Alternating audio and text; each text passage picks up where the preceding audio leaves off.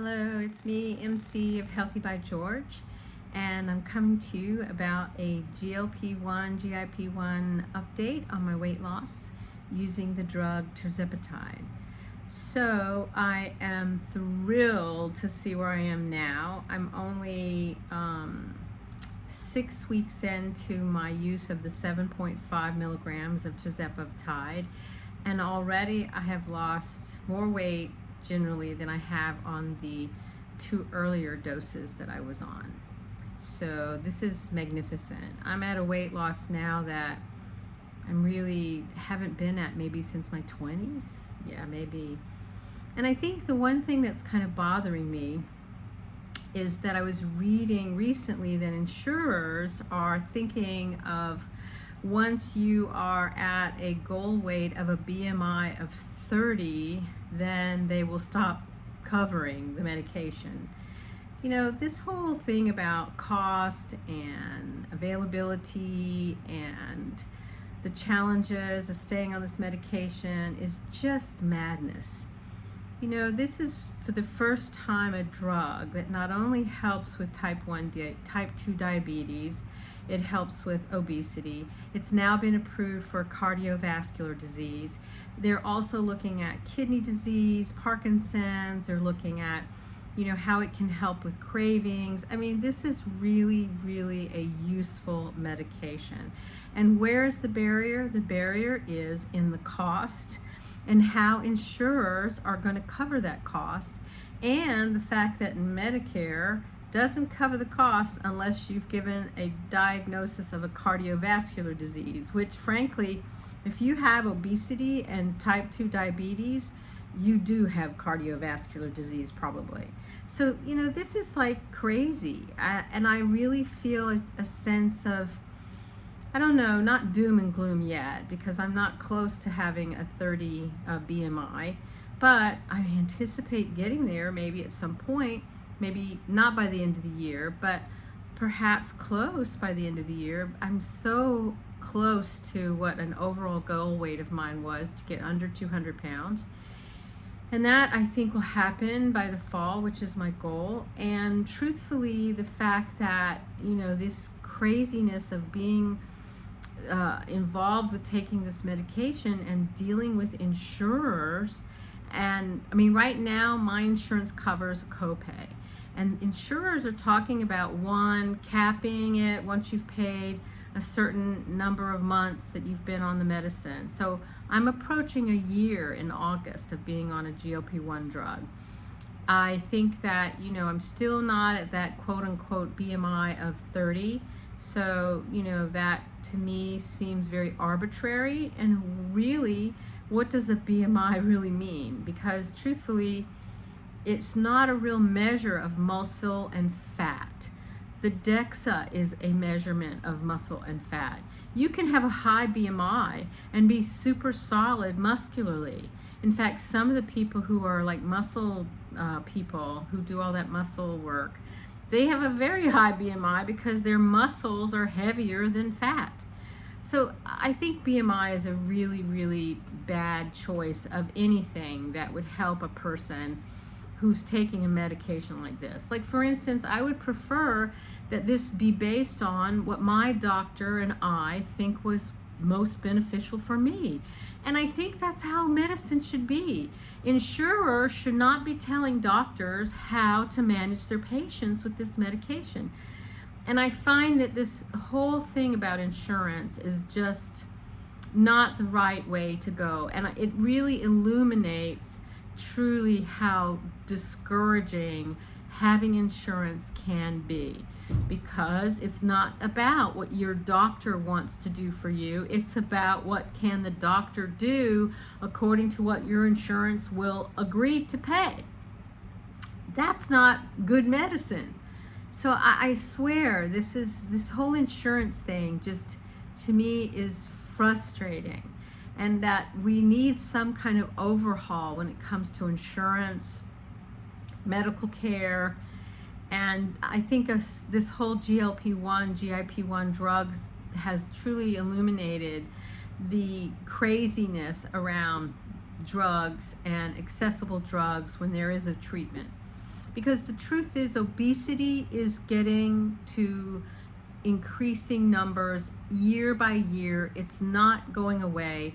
We have something that's wrong in our environment. It's wrong about our food. Something's not right when it comes to why we have an increasing obesity epidemic. And also too in children. Obesity in children for the first time has become alarming. So, as someone who grew up as a child who had a weight problem, there's so many issues that are around this. There's the shaming, there's the stigma, there's the feeling of like your body is not functioning like you would like it. And so I really feel for all those families that have a child who is overweight, because it's challenging, and that if this medication could show that it could benefit those children, why not? Because something's wrong in our food, something's wrong in our environment, that we're not able to help ourselves when it comes to the access of sugar or carbohydrates that are so easily affordable, they're cheap, and you know what? If it's there, sometimes you end up eating it. And the food manufacturers, they make things so that it's so extraordinarily palatable, you crave it. Look at these things with Doritos and whatever those hot Cheetos are. People are craving those things, and then they take the hot Cheetos and make things like a taco shell out of it, or they make a pizza shell out of it. And so now you have hot Cheetos pizza shell, and so now you have the double whammy. It's like all the chemicals and bad stuff in the hot Cheetos in a cheese pizza. I don't know. I think that just things are so upside down when it comes to our food, nutrition, our environment. We're not supporting the healthiest lifestyle here in the United States like we could if we were more intentional. Instead, the foods that are more nutritious and more available have become extraordinarily expensive. Something is just so upside down. When I go to buy non-GMO or organic foods, I am paying an exorbitant price. But if I'm buying something that's like super packaged and super, I could get tons of bottles of diet soda, or I could get all kinds of big bags of chips, or non-grass-fed beef in big pounds. I mean, it's just, to me, there's just something about it that's not supporting us to have a healthy lifestyle. I know I'm venting here a little bit because I am frustrated, but the truth is, as I've had a weight problem my entire life, and if there's anybody out there who has worked hard to do things to change my lifestyle, it's me. I track everything. I track my steps, I track my water, I track my pounds, I track my movement, I track my sleep, my meditation, I track my weightlifting. What is it I don't track? Because I feel like I need an armamenture of evidence when I go to the doctors to show them that there's something going on metabolically with me that's not normal. Sure, yes, I have moments of what we call emotional eating, which Tirzepatide has truly helped me with, but it goes away and I don't act on it. Or now, if I am having a moment, I'm having a handful of cherries, or I'm eating some watermelon, or I'm eating some strawberries or blueberries, or something healthier for me than I did before. So I hope that you will continue on your weight loss journey, or if you don't need to lose weight, that you're doing things that are about whole foods and working towards making your life just healthier in general.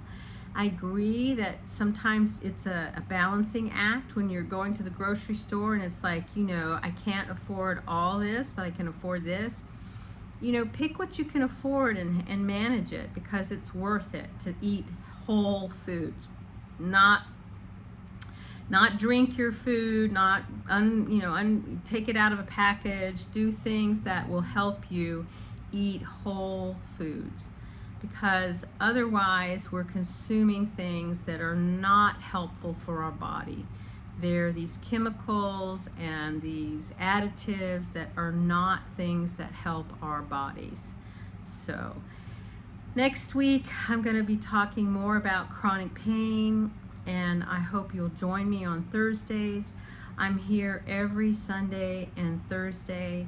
I'm always trying to give you information that will break things down a little bit for you so that you can make choices in your life to make it so that you grow older, healthier, wiser, and functional, and you're thriving as an older person, because that's what I desire.